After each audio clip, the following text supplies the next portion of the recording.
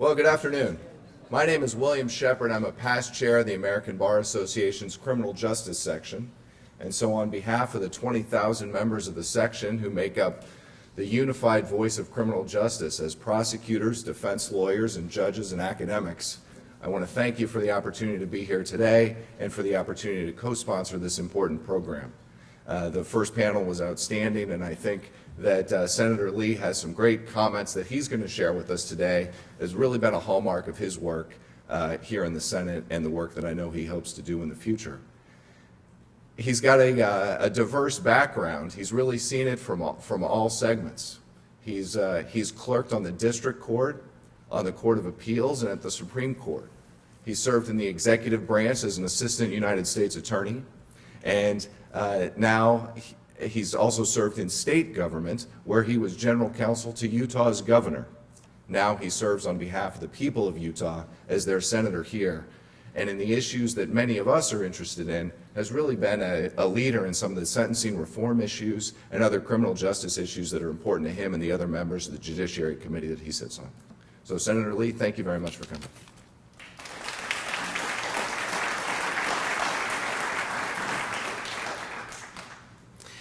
Thank you very much for that introduction. Thanks for being here today. One of the things that's interesting about Washington is the fact that you can find a group of people interested in lots of different aspects of government. You can find a concentration of people that are interested in things that you can't always find a crowd for in other parts of the country. So I'm honored to have the opportunity to speak to you today on some issues that are very important to me. In an influential law review article, the late Professor Bill Stuntz noted the academic consensus lamenting criminal law's constantly expanding breadth. Professor Stuntz wrote that virtually all scholarship in the field consistently argues that existing criminal liability rules are too broad and ought to be narrowed. But Professor Stuntz continued, rather ominously, I would add, that, quote, "This normative legal argument makes sense on the assumption that lawmakers care about the merits, that the side with the better policy position has a better chance of getting its preferred rule adopted, at least over time. But the legislators who vote on criminal statutes are, or at least appear to be, uninterested in normative arguments. To make an obvious example, for the past generation, virtually everyone who has written about federal criminal law has bemoaned its expansion. But the expansion has continued apace under very different sorts of Congresses and presidents. Normative argument does not seem to have mattered. One can put the point more generally. American criminal law's historical development has borne no relation to any plausible normative theory unless more counts as a normative theory," close quote. I'm here today because I do care about the normative arguments that can be made in this area. I do care about the normative arguments regarding our ever-expanding criminal state. I believe federal overcriminalization, in particular, is detrimental in terms of financial, social, and human costs that it imposes on our country. And I'm far from alone in this regard. In fact, I believe that we're seeing increasing bipartisan sensitivity to overcriminalization issues and an increasing openness on the part of members of Congress to reevaluate federal criminal laws and regulations with an eye towards making some common sense incremental changes. In conversations with colleagues, more often than not, I hear agreement that federal overcriminalization is a very serious issue. The Smarter Sentencing Act, which I introduced with Senator Dick Durbin to address issues regarding federal overcriminalization related to sentencing for drug violations, already has 23 co-sponsors, including 6 Republicans in the Senate.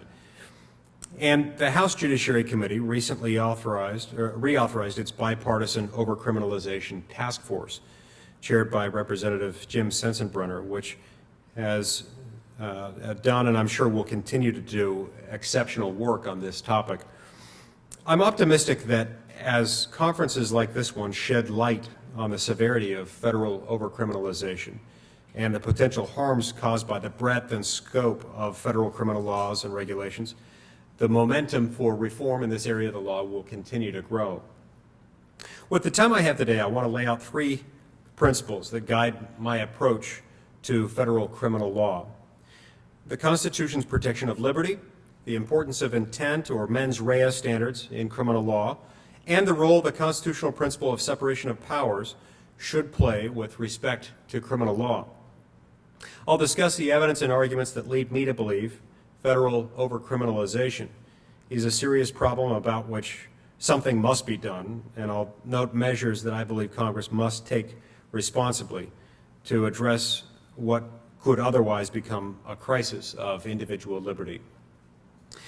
Every action government takes, each law or regulation it imposes on its people, results in one degree or another in a restriction or a limitation on the liberty of the individuals under its jurisdiction. This is true to an even greater extent with criminal laws and regulations.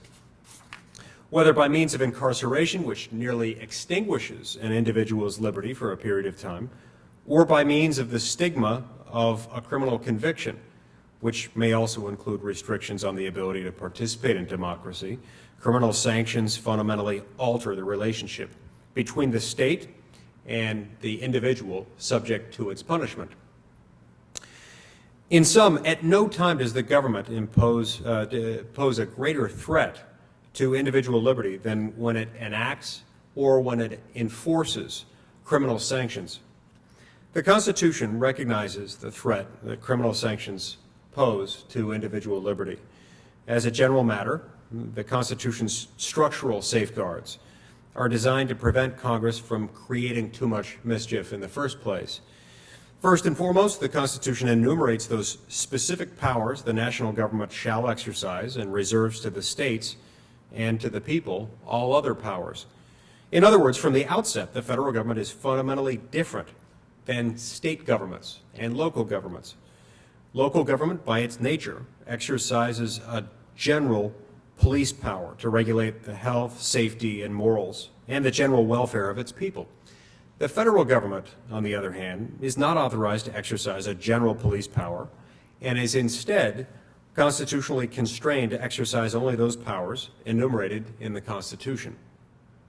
Next, Article 1 of the Constitution commits all legislative power to the Congress. Regardless of how lenient the Supreme Court may be when reviewing questions of constitutional delegation, commonly referred to as the non-delegation doctrine, Congress has an independent duty to take the constitutional text seriously, all by itself, all on its own, without any prompting or coercion on the part of the court. And the text plainly places the legislative power in Congress, and thus limits the manner in which Congress may delegate lawmaking power to administrative agencies to enact laws and regulations, including criminal laws and regulations. Specific constitutional provisions confirm the care the framers intended the government to take when crafting criminal penalties, to avoid the kind of trial by legislature whereby Congress might single out an unpopular individual in legislation. The Constitution prohibits Congress from passing bills of attainder. Further, to prevent unfair targeting of individuals, as well as to respect the basic concept of notice, the Constitution flatly prohibits ex post facto laws. And of course, the Constitution confirms the right of habeas corpus and specifies the narrow circumstances and the manner in which that right might be suspended. Despite these structural elements of our nation's founding and governing document, all of which suggest that the federal government should have only a minimal and careful role to play in the sphere of criminal law, Congress has enacted somewhere around 4,500 federal criminal laws. Although no one knows for sure how high the count is, and federal administrative agencies have promulgated another 300,000 some odd regulations that include criminal penalties. But again, no one is sure, no one can be sure of what the actual number is. But needless to say, 304,500 is a lot. The solution to this problem, and perhaps to the problem of federal overcriminalization more generally, is fairly straightforward. Members of Congress must take seriously their independent duty to give effect to the Constitution's structural limitations on power. Congress must stop granting administrative agencies broad delegations of power and must limit any such delegations of power, as well as any other criminal legislation, to the enumerated areas specified in the Constitution as falling under federal purview. Where crimes interfere with core functions of the federal government or are truly unavoidably interstate in nature, Congress, of course, has the duty and the prerogative to act. But most federal criminal laws are enacted pursuant to an interpretation of the Constitution's Commerce Clause that, although blessed by a Supreme Court that has essentially chosen to defer to Congress on this issue, in much the same way that someone might hand the keys to guarding the hen house over to the fox, the Congress itself often bears no real, in the way that it acts, often bears no real responsibility to the text. Certainly the broad manner in which the Supreme Court has interpreted it bears no real close connection to the text. State governments have the ability and the incentive vigorously to pursue criminal activity. By staying our hand at the federal level, we will empower them and help restore in practice the federalist structure that was so sacred to the framers and so central to the document that they drafted. The next principle I'll discuss touches on the importance of including a sufficient intent requirement, referred to as a mens rea standard, in criminal laws and regulations. Mens rea is, of course, a well-known concept. At least it's well-known to lawyers. It's a well-known concept, the importance of which, at least in the abstract, garners virtual consensus among those that are familiar with this concept. Before and since, Sir Edward Coke famously stated that actus non facit reum nisi mens sit rea, or an act does not make a person guilty unless their mind is also guilty. Numerous commentators have articulated the significance of the principle of mens rea, of its pedigree, and its rather self-evident nature. For example, in Morissette, Justice Jackson famously explained, the contention that an injury can amount to a crime only when inflicted by intention is no provincial or transient notion. It is as universal and persistent in mature systems of law as belief in freedom of the human will and a consequent ability and duty of the normal individual to choose between good and evil. A relation between some mental element and punishment for a harmful act is almost as instinctive as a child's familiar exculpatory, "but I didn't mean to," and has afforded the rational basis for a tardy and unfinished substitution of deterrence and reformation in place of retaliation and vengeance as the motivation for public prosecution. But despite what, again, would seem to be rather overwhelming reasons why the federal government should approach criminal law in a certain way, it has consistently chosen to act in another, less sensible manner. In fact, in exactly the opposite direction of where common sense would appear to send it. The federal code is sprinkled. It's littered with criminal laws that either do not specify an intent requirement at all, or do not include a sufficient intent requirement. And the Federal Register contains many similarly deficient regulations. The Supreme Court has, at least in some circumstances, offered a bit of help by reading a mens rea standard into criminal laws where the law in question happens to lack one. But relying on the Supreme Court alone is plainly insufficient, not only because the court doesn't always get it right, although don't tell them that, they get upset, but more importantly because as a member of Congress, I have an independent duty to get the law right, regardless of whether they've told me that I do, regardless of whether or not they're willing to enforce that on me. This duty includes the responsibility to vote for only those criminal laws that penalize criminal conduct that is, at its core, actually criminal in nature. And I cannot do that unless I'm sure that the criminal law at issue includes a sufficient intent requirement. A bit of historical perspective helps illuminate both how we got to where we are and why the practice of not including intent requirements makes no sense at all.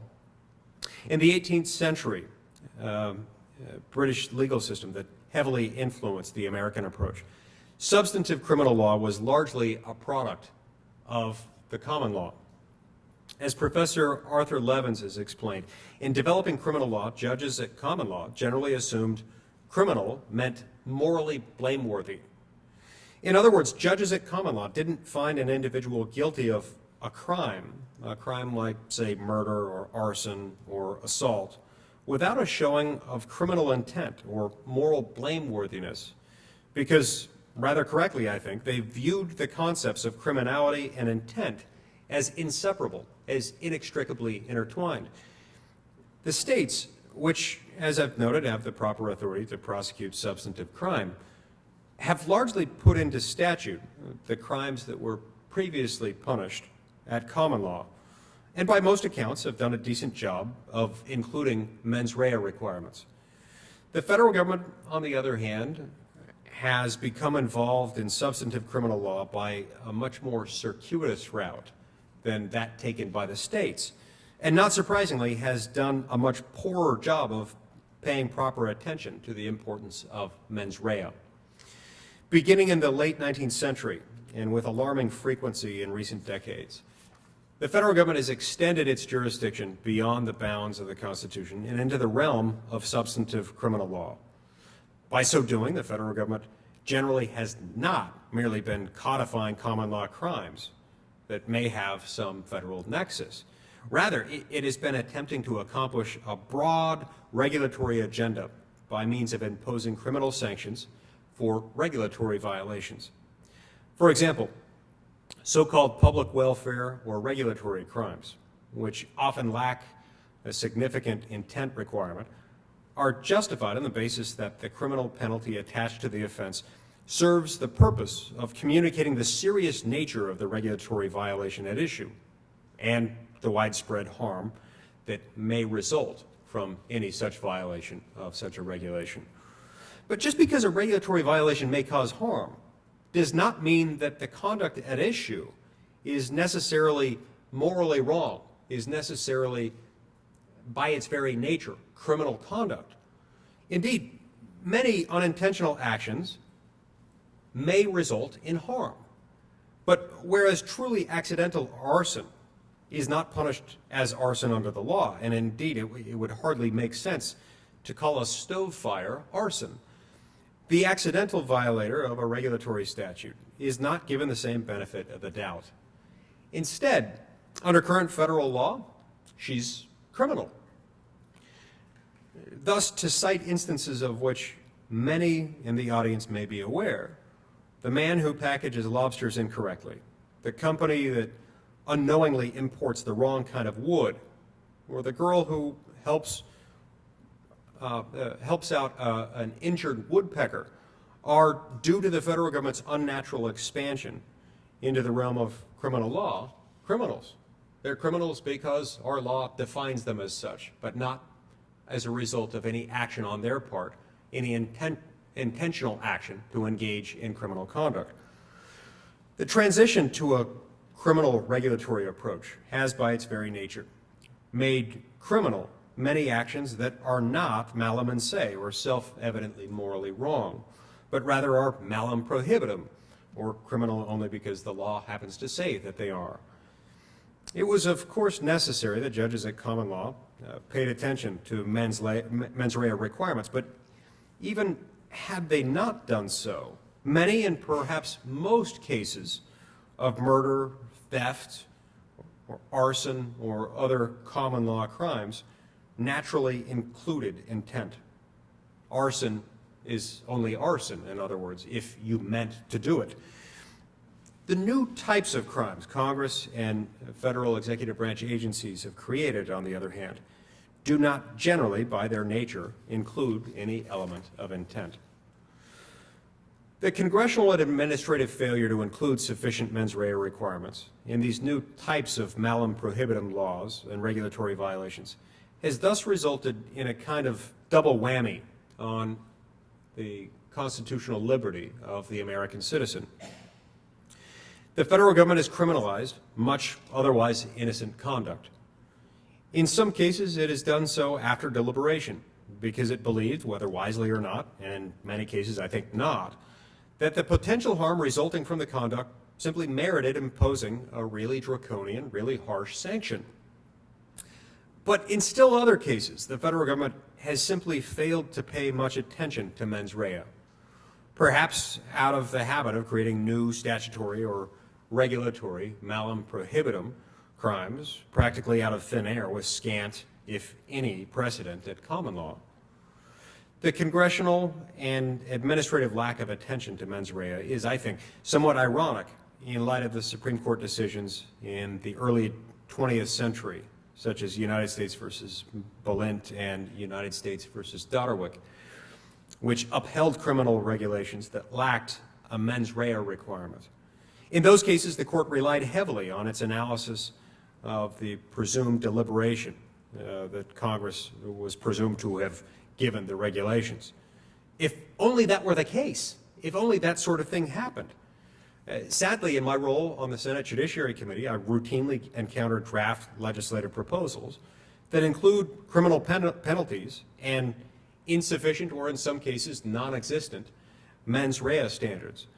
And I struggle to believe that Congress or federal executive branch agencies have given much thought to the proper mens rea requirement, let alone any kind of careful thought for many of the regulations that carry criminal penalties.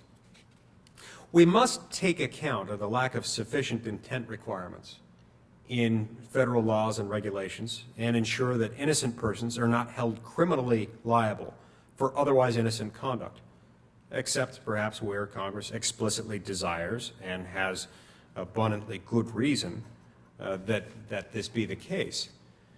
And to do this, I believe Congress should pass a new law that provides for a default mens rea standard, both for those statutes and regulations that do not already specify such a standard, and for those statutes and regulations that may be enacted in the future, without specifying any kind of mens rea standard. The third principle that I'd like to address today relates to the Constitution's separation of government powers. In this respect, I'd like to address arguments that have been made by some to the effect that overcriminalization is somehow not a serious problem because statistics show that broad criminal laws and strict liability regulations are very seldom prosecuted, and offenders of such laws and regulations make up an extremely small portion of the federal prison population. Now, not many of us, I don't think, and not many of the framers, I would suspect, would be comfortable with a regime that vests complete discretion in the executive branch to prosecute as a crime any conduct it believes is harmful.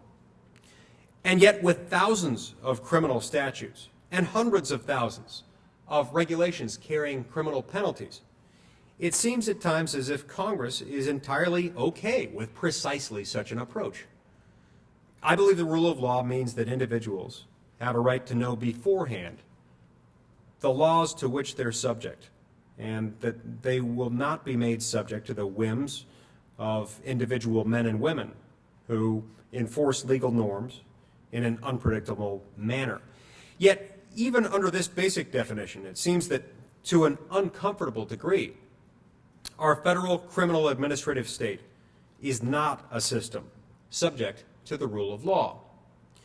Rather, at least at the federal level, we appear to be living in a system of executive discretion, whereby that branch of government may pick and choose from an endless array of laws and regulations the rule of the day that will choose, that will enforce, or as seems more recently the case, not to enforce. This state of affairs is the result of Congress criminalizing all or nearly all conceivably harmful conduct, much of which had already been criminalized at the state level.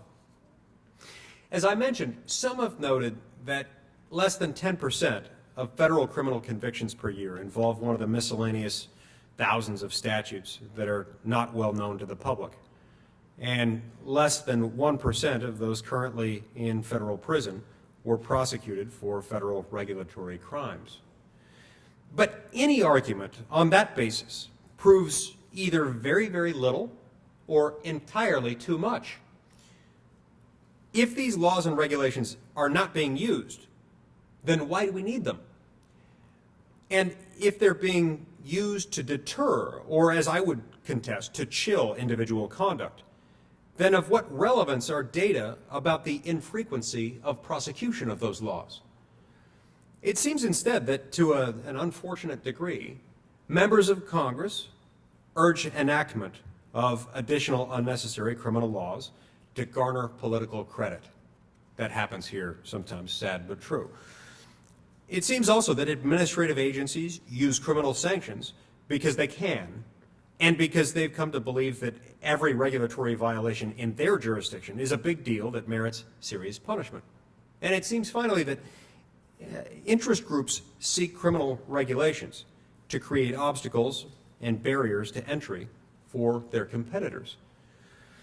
None of these approaches, in my view, offers any real benefit against which we can reasonably compare the costs of overcriminalization, which at a bare minimum involve an immense amount of red tape and heightened chilling of legitimate behavior. Concerns related to the Constitution's separation of powers and concerns about the executive branch wielding too much power with respect to criminal law also arise with respect to mandatory sentences. Here, too, states have taken a more enlightened approach, with a number of states recently reducing, or in some cases doing away with, mandatory minimums, and seeing a continued trend of reduced crime in their jurisdictions after taking those steps. Nonetheless, at the federal level, we continue to take a different approach, an approach that I believe places too much power in the hands of prosecutors and shortchanges the role of the judiciary and the importance of individualized justice. In this respect, it's worth noting that the Bureau of Prisons is operating at nearly 40% overcapacity, and half of all federal prisoners are incarcerated based on drug charges. Taking account of the federal government's reliance on mandatory minimums in the context of crimes for drug possession and distribution, and making modest incremental changes to these mandatory minimums would have a real effect on federal prison overcrowding.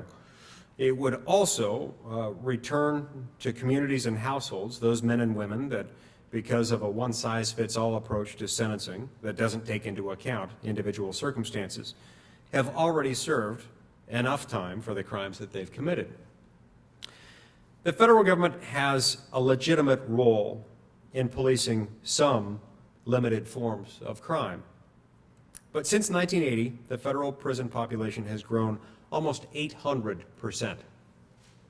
This ballooning prison population mirrors other problems of federal overcriminalization too neatly to be ignored in the larger discussion. It is difficult for me to believe that crime has increased by 800% over the last few decades. And in fact, we know that it hasn't. Rather, I believe this increase is due to the federal government's undue involvement in substantive criminal law, combined with the use of rigid sentencing laws that are in need of at least some modest updates. I'm committed to addressing the issues of federal overcriminalization that chill legitimate conduct and threaten individual liberty throughout America. To do so, I believe Congress must enforce the Constitution's structural limitations on federal power. It must also give proper attention to mens rea standards and respect the Constitution's separation of government powers. I'd like to thank the Administrative Conference for inviting me to speak today, and wish you the very best for the remainder of your discussions here. Thank you very much.